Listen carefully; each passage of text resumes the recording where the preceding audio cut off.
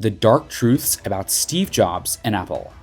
Steve Jobs has been lauded for the positive impact Apple's inventions have had on modern life, but his polished image as a tech guru star kid leading the world into a new era hides a questionable past. Steve Jobs stepped on a platform in San Francisco nearly a decade ago today and revealed the first iPhone, heralding the death of the PC and the dawn of the smartphone selfie. The original selfie is at least a century old. No firm is flawless, and Apple is no exception. Jobs' work on the iPhone and other gadgets has pushed him into pop culture immortality, and with good reason.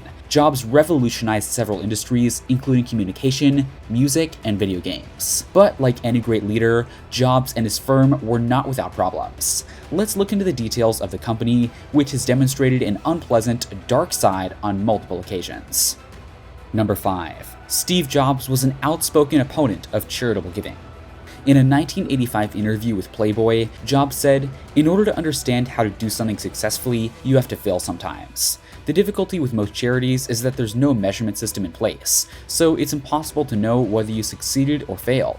So improvement is quite difficult." Steve Jobs gave considerable thought to philanthropy at one point in his life. Following his departure from Apple in 1986, he established the Stephen P. Jobs Foundation, which lasted just over a year before closing.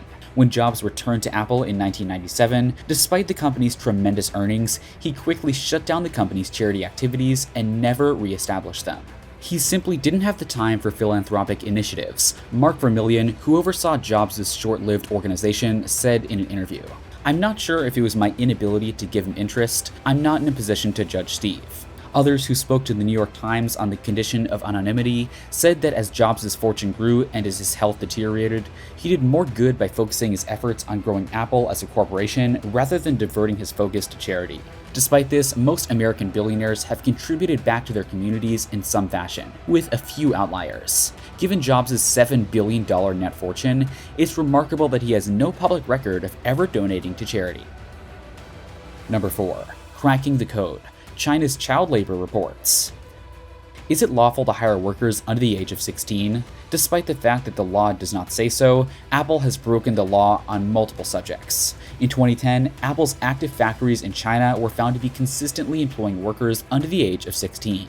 Later reports detailed how the use of teenage labor has increased after 2009.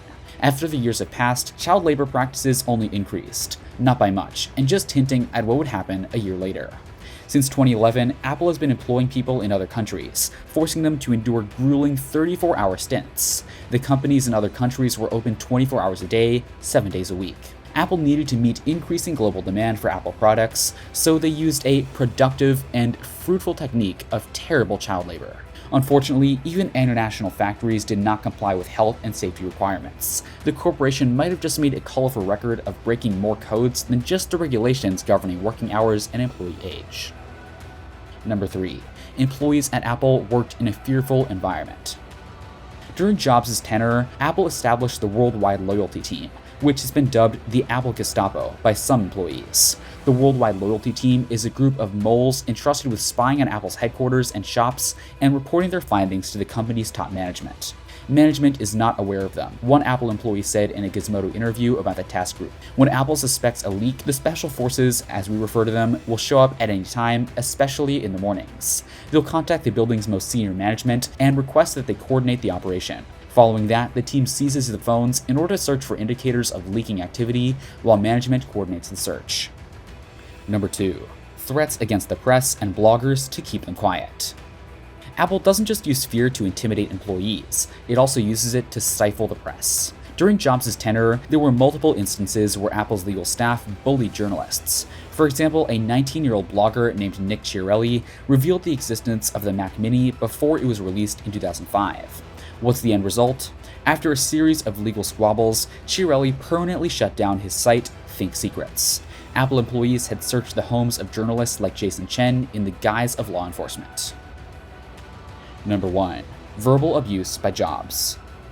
Steve Jobs could be a tyrant in his own right. When a team failed, he would publicly humiliate them. According to Fortune, one such episode occurred in 2008 when he built MobileMe, an email system designed to give smooth synchronization features out of frustration. According to the publication, he stormed the team in charge. Could someone please explain what Mobile Me is meant to do? He continued after receiving the expected response, so why doesn't it do that? You have ruined Apple's image. You should despise one another for betraying each other. That public verbal abuse came to an end when Jobs replaced the group's leader on the spot. This demonstrates yet another aspect of Jobs' jerkishness.